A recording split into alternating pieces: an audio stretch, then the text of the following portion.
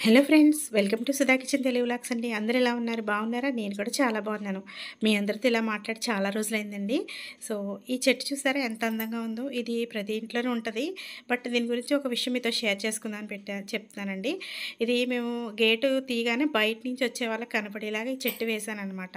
ఎందుకంటే ఈ చెట్టు నిండా యెల్లో కలర్ ఉంది కదా! యెల్లో కలర్ అనేది శుభ సూచకం అంటారు. అలాగే ఎటువంటి థింకింగ్‌తో వచ్చినా కూడా అది పాజిటివ్ థింకింగ్ కింద మార్చేస్తదని నా ఒపీనియన్ అనమాట. ఇలా మీలో ఎవరికైనా అనిపిస్తే గనక నాకు కామెంట్ చేయండి. నాకైతే ఈ అలవాటుంది. ఇక్కడ అల్లానికి సంబంధించి మీతో షేర్ చేసుకోవాలండి. అల్లం వచ్చేసి 2 రకాలుగా ఉంటదనమాట. ఫస్ట్ పాయింట్ వచ్చేసి అది పాత అల్లం, కొత్త అల్లం అనేది. పాత అల్లం తీయడం అంటే గోరుతో కూడా తీసేయొచ్చనమాట. దాని లేయర్ చాలా పలచగుంటది కాబట్టి. ఇది కొత్త అల్లం ఉంటది కదా! అదైతే కొంచెం ఇలాంటి నేను చూపిస్తానండి. అలాంటి చాకుతో తీయొచ్చనమాట. చాలా ఈజీగా వచ్చేస్తది. ఇది కూడా చెప్పాలా అని అనకండి. ఎందుకంటే ఇది తెలియక ఫస్ట్‌లో నేను గోళ్ళు కూడా నిప్పు పుట్టాయనమాట నాకు.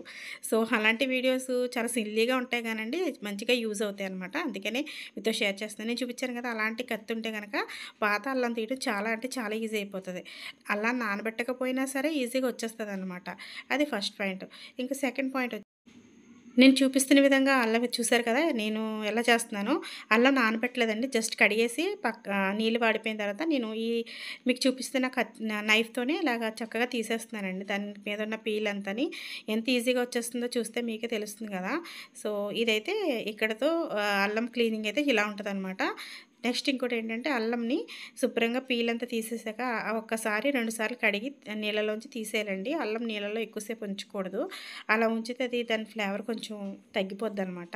వెంటనే కట్ చేసేసిన తర్వాత చక్కగా దాన్ని ముక్కల కింద కట్ చేసుకొని, వెల్లుల్లిపాయలు కలుపుకొని మిక్సీ ఏసుకోవాలి. అల్లం వెల్లుల్లికి సంబంధించిన వీడియో కూడా మన ఛానల్‌లో ఒకటుందండి. కాకపోతే దీనిలో కొంచెం కొన్ని విషయాలు మీతో షేర్ చేసుకుంటాను. అల్లం వెల్లుల్లిపాయలు నేనైతే సగం సగం క్వాంటిటీ అనమాట. కరెక్ట్‌గా అల్లము, వెల్లుల్లిపాయలు 2 ఒకేలా క్వాంటిటీలో తీసుకొని మిక్సీ చేసుకుంటాను. దాన్ని చక్కగా ఒక గాజు సీసాలో పెట్టుకొని స్టోర్ చేసుకుంటానండి. నేను ఇంక అందులో ఏమీ కలపననమాట. అల్లం, వెల్లుల్లిపాయలు మిక్సీ చేసుకొని నీళ్ళు కూడా యాడ్ చేయకుండా చక్కగా ఒక గ్లాస్ జార్‌లో తీసుకొని ఫ్రిడ్జ్‌లో స్టోర్ చేసుకుంటాను. అలా స్టోర్ చేసుకుంటే ఎప్పుడు ఫ్రెష్‌గా ఉంటదండి అది. ఫ్రిడ్జ్‌లో పెట్టుకుంటాం కాబట్టి.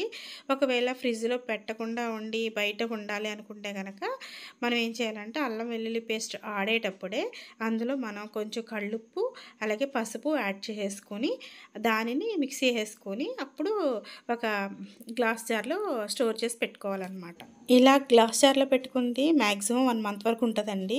ఒకవేళ బయట నిల్వ ఉండాలి అనుకుంటే గనక నేను చెప్పిన విధంగా కల్లుప్పు, అలాగే ఏమంటారు పసుపు ఏసి మిక్సీ ఏసి ఇలాగే గాజు సీసాలో పెట్టుకొని బయట పెట్టేసుకున్నా కూడా ఒక నెల నిల్వ ఉంటదనమాట.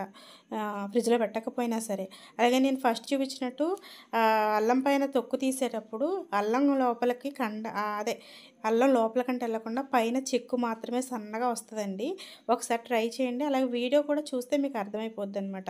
ఈ వీడియో మీకు యూజ్ అయిందనుకుంటున్నాను. Thank you very much for watching అండి. సబ్స్క్రైబ్ చేసుకోవడం అస్సలు మర్చిపోద్దు. ఓకేనా? బాయ్ అండి. Have a nice day.